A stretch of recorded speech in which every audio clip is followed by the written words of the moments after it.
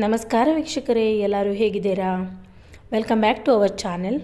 ಇವತ್ತು ನಮ್ಮ ಪಯಣ ಪುಣೆಯ ದೇಹುಗಾಂವ್ ಇಲ್ಲಿರುವಂತಹ ಸಂತ ತುಕಾರಾಮ್ ಅವರ ದೇವಸ್ಥಾನಕ್ಕೆ. ತುಂಬ ಇತಿಹಾಸ ಪ್ರಸಿದ್ಧಿಯಾಗಿರುವಂಥ ಒಂದು ದೇವಸ್ಥಾನವಿದು. ಬನ್ನಿ ವೀಕ್ಷಕರೇ, ದೇವಸ್ಥಾನ ಹೇಗಿದೆ ಅಂತ ನೋಡೋಣ. ಜಗದ್ಗುರು ಶ್ರೀ ಸಂತ ತುಕಾರಾಮ್ ಮಹಾರಾಜ್ ಮಂದಿರ್ ಶ್ರೀ ಕ್ಷೇತ್ರ ದೇಹುಗಾಂವ್, ಇಲ್ಲಿ ನಾವೀಗ ಬಂದಿದ್ದೇವೆ. ತುಂಬ ಪ್ರಸಿದ್ಧಿಯನ್ನು ಇದು ಹೊಂದಿದೆ. ಸಂತ ತುಕಾರಾಮ್ ಇವರು ಸಂತ ಶ್ರೇಷ್ಠರಲ್ಲಿ ಒಬ್ಬರು. ಇವರ ಈ ಶಿಲಾ ಮಂದಿರವನ್ನು ನಮ್ಮೆಲ್ಲರ ನೆಚ್ಚಿನ ಪ್ರಧಾನಮಂತ್ರಿಯಾಗಿರುವಂಥ ಶ್ರೀ ನರೇಂದ್ರ ಮೋದಿ ಇವರು ಜೂನ್ 2022ರಲ್ಲಿ ಉದ್ಘಾಟನೆಯನ್ನು ಮಾಡಿದರು. ಸಂತ ತುಕಾರಾಮರು ಸದೇಹ ಸಮೇತವಾಗಿ ವೈಕುಂಠಾಗಮನವನ್ನು ಮಾಡಿದರು ಎಂದು ಹೇಳುತ್ತಾರೆ.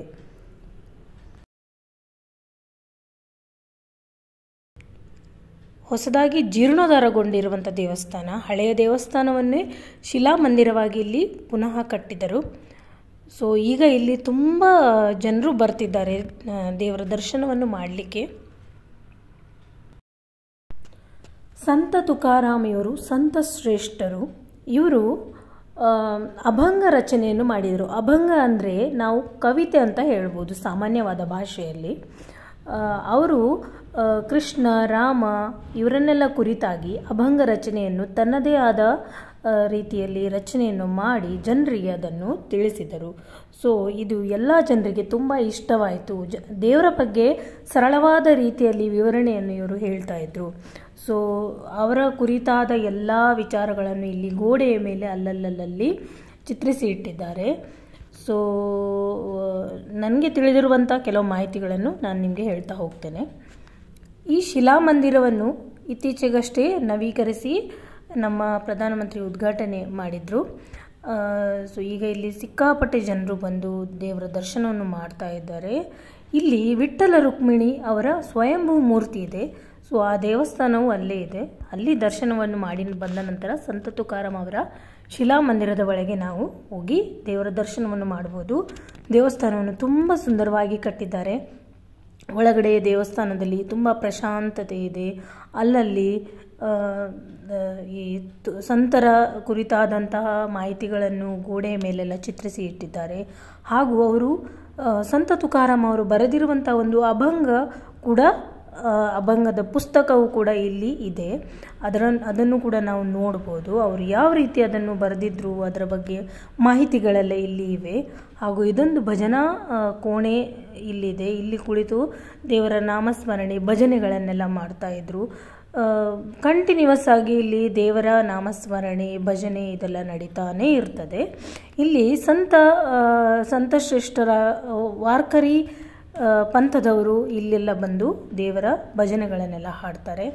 ಹಾಗೂ ಇಲ್ಲಿ ನೋಡಿ ಒಂದು ಮನೆ ಇದೆ. ಇದು ಸಂತ ತುಕಾರಾಮ್ ಅವರ ಜನ್ಮ ಸ್ಥಾನ, ಅಂದರೆ ಅವರು ಹುಟ್ಟಿದಂಥ ಮನೆ ಇದು.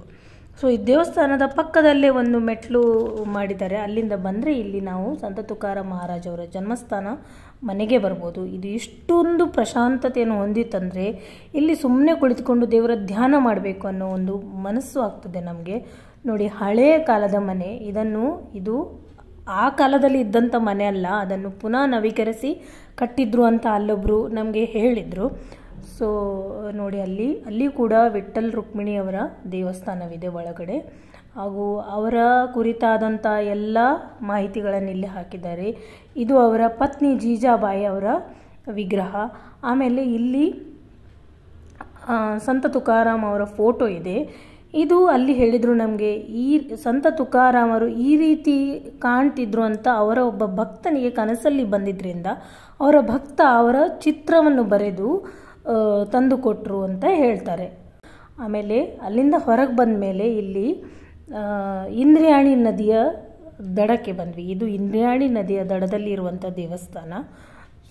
ಇಲ್ಲಿ ತುಂಬ ಸಂಖ್ಯೆಯಲ್ಲಿ ಜನರು ಬಂದು ದೇವರ ದರ್ಶನವನ್ನು ಮಾಡ್ತಾರೆ. ಈ ನದಿಯಲ್ಲಿ ಬರ್ತಾರೆ, ನದಿ ನೋಡಲಿಕ್ಕೆ ಬರ್ತಾರೆ. ಇಲ್ಲಿ ನೋಡಿ, ನದಿ ಎಷ್ಟು ಪ್ರಶಾಂತವಾಗಿದೆ, ಆಮೇಲೆ ವಿಶಾಲವಾಗಿ ಇದೆ ಇದು.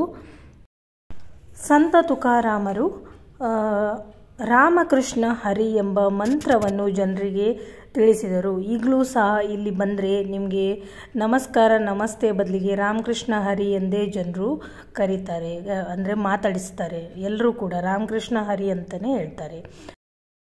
ಸೊ ದೇವರ ದರ್ಶನವನ್ನು ನಾವು ಹೊರಗಡೆ ಬಂದರೆ ನೋಡಿ, ದೇವಸ್ಥಾನದ ಪಕ್ಕದಲ್ಲಿರುವಂಥ ನದಿಯ ವ್ಯೂ ನೋಡಿ ಎಷ್ಟು ಸುಂದರವಾಗಿ ಕಾಣ್ತಾ ಇದೆ. ಇದು ವಿಶಾಲವಾಗಿ ಕೂಡ ಇದೆ.